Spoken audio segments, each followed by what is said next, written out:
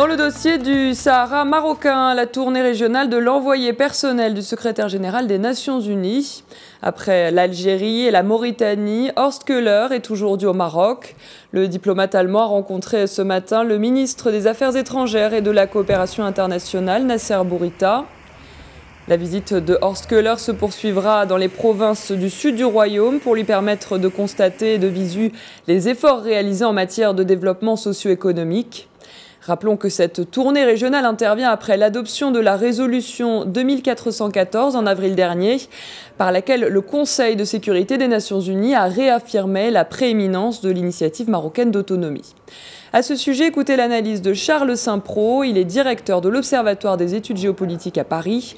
Il est au micro de nos confrères de Radio Méditerranée Internationale.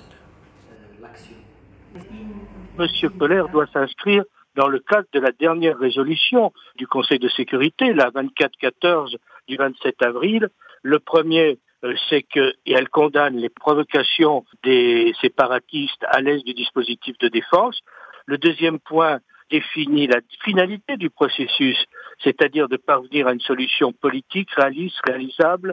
Et le troisième point, c'est d'identifier clairement les acteurs. La résolution 2414 a eu le mérite de demander que l'Algérie apporte une contribution importante au processus et s'engage plus fortement pour progresser vers une solution politique, c'est-à-dire qu'elle reconnaît de facto la responsabilité de l'Algérie. Et je crois que c'est sur ces bases que M. Köhler doit agir et non pas imaginer des solutions à sa guise ou selon son humeur ou selon ses analyses qui, je le répète, il n'est pas un connaisseur accompli du dossier.